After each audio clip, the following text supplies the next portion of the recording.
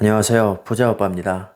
요즘 인텔과 AMD가 다시 화웨이에게 반도체를 공급을 하고 있죠. 하지만 삼성과 하이닉스는 아직까지도 거래를 하지 못하고 있습니다. 자, 하지만 조만간 일부 품목에 한해서 화웨이에게 D램과 낸드 플래시를 공급할 가능성이 충분히 있습니다. 제가 왜 그렇게 생각하는지 말씀을 드리겠습니다. 자, 일단은 인텔 코리아에서 밝힌 내용에 의하면 일부 품목에 대해서 화웨이에게 공급을 하는 게 맞다. 이렇게 대답을 했죠. 자, 그런데 그 품목이 무엇인지는 아직 정확하게 밝혀지지가 않고 있습니다. 자, 하지만 지금까지 상황으로 봐서 충분히 어떤 품목인지 유추가 가능합니다.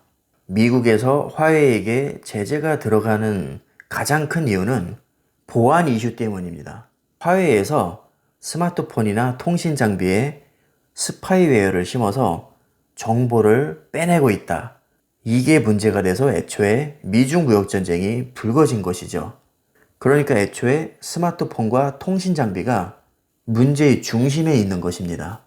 반면에 서버나 PC 제품은 주로 중국 내에서 팔리기 때문에 상대적으로 스마트폰과 통신 장비에 비해서는 규제가 그렇게 강하게 들어가고 있진 않습니다. 자, 인텔과 AMD는 CPU를 만드는 회사죠.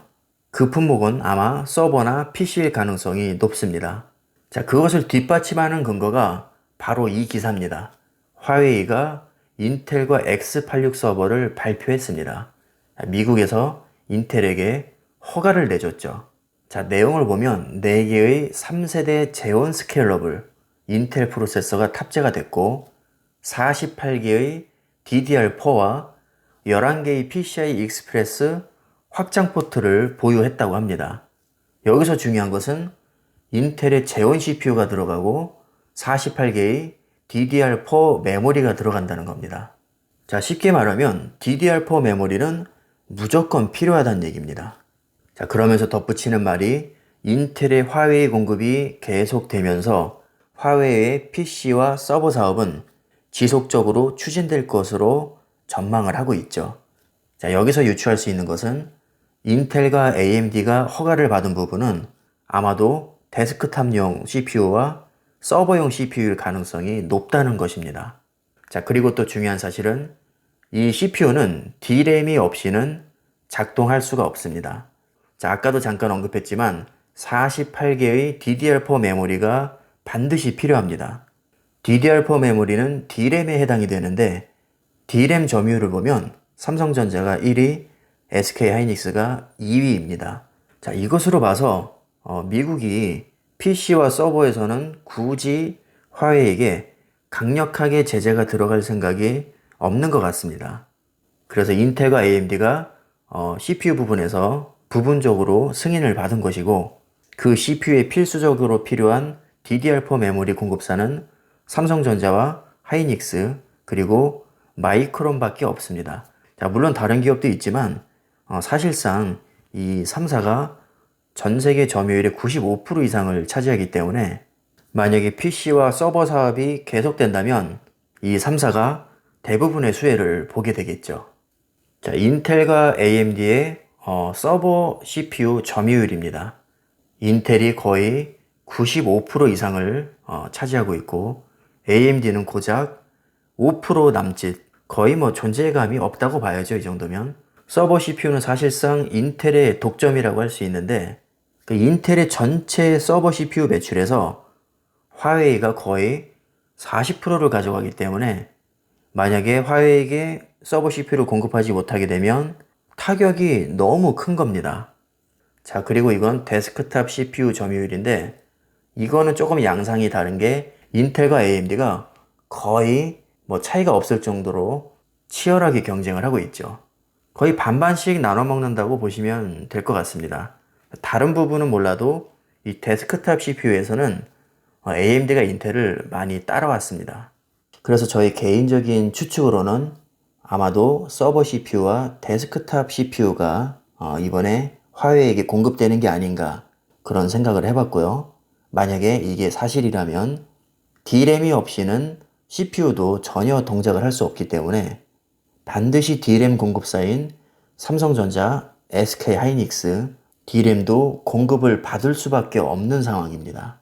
자, 이것은 전체 D램의 점유율인데 삼성이 44.1%, SK 하이닉스가 29.3%죠.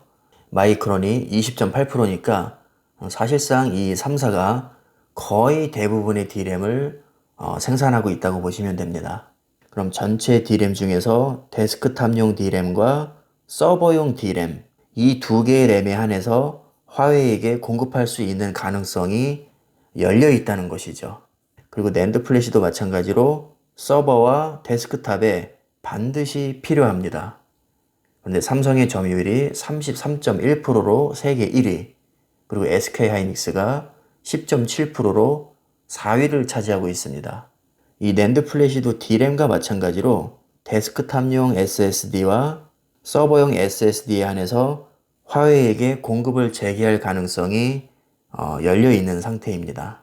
자, 하지만 미국 기업이든 한국 기업이든 이 통신 장비와 스마트폰에 한해서는 어떠한 반도체도 공급하지 못할 가능성이 높습니다. 애초에 미국에서 화웨이에게 강력하게 제재가 들어가는 부분은 스마트폰과 통신 장비이기 때문이죠. 그런데 또 재미있는 부분은 이 화웨이는 통신 장비 세계 1위이고 스마트폰이 또 세계 2위입니다. 근데 통신 장비와 스마트폰은 반도체를 공급을 못 받기 때문에 삼성전자에게 정말 큰 반사이익이 될 수 있거든요. 여러분들 잘 아시겠지만 삼성전자는 스마트폰 점유율 세계 1위이고 5G 통신 장비는 4위입니다. 이 두 사업 다 화웨이와 치열한 경쟁을 하고 있죠. 그러니까 이게 되게 웃긴 게 이 삼성전자 입장에서 보면 서버용 D램과 데스크탑용 D램은 화웨이에게 공급을 할 수 있는 가능성이 열려 있고 통신 장비와 스마트폰에 관련된 것들은 일체 승인이 되지 않을 가능성이 높기 때문에 어떤 부분에서는 램과 낸드 플래시를 팔아먹어서 좋고 또 어떤 면에서는 화웨이 점유율이 급격하게 추락할 것이기 때문에 반사이익을 볼 가능성이 높습니다. 정말 재미있는 상황이 지금 벌어질 수도 있을 것 같은데 과연 저의 예상대로 맞아 떨어질지는 모르겠습니다. 한정된 어떤 정보를 가지고 추측을 하는 거니까요. 얼마든지 틀릴 수 있습니다. 자, 어찌 됐든 지금 흘러가는 상황으로 봐서는 삼성전자에게 나쁠 거는 없습니다. 이미 화웨이는 이런 상황을 충분히 예상을 했기 때문에 삼성전자나 하이닉스에게 굉장히 많은 양의 반도체를 쓸어 담아갔습니다. 그래서 3분기 실적이 좋게 나올 거란 전망이 지금 많이 나오고 있죠. 그래서 장기적으로는 5G 통신 장비와 스마트폰에서 삼성전자가 아마 상당한 반사 이익을 볼 것 같습니다. 왜냐하면 이 화웨이는 저가형 스마트폰과 고급형 스마트폰에서 양쪽 다 잘하는 애들이거든요. 삼성도 약간 이 저가형부터 고급형까지 좀 골고루 판매하는 경향이 있고요. 반면에 애플은 고급형의 비중이 훨씬 높죠. 그리고 중국의 나머지 기업들, 오포나 샤오미, 비보 이런 기업들은 아무래도 저가형 비중이 훨씬 높습니다. 그래서 화웨이와 겹치는 부분이 많은 삼성전자의 반사이익이 스마트폰에서는 가장 클 것으로 예상이 되고요. 통신 장비도 마찬가지로 삼성전자와 에릭슨, 노키아 이런 기업들이 화웨이와 경쟁을 하고 있는데 최근에 삼성전자가 또 그 버라이즌과 8조 원대 5G 통신 장비 계약이 있었습니다. 그러니까 지금 막 삼성이 이제 5G 통신 장비에서 기지개를 펴는 시기인데 때마침 미국의 아주 강력한 제재를 화웨이가 받고 있기 때문에 아마 이 부분에서도 상당한 이득을 챙길 것 같습니다. 그래서 어떻게 봐도 이 최근의 화웨이 문제가 삼성전자에게는 실보다는 득이 많을 것으로 저는 예상을 하고 있습니다. 요즘에 정말 재미있게 흘러가고 있는데 좀 더 자세한 윤곽은 시간이 지나봐야 알 수 있을 것 같습니다. 나중에 또 새로운 내용이 나오면 제가 영상을 한 번 더 올리도록 하겠습니다. 자, 오늘 영상은 여기서 마치겠습니다. 감사합니다.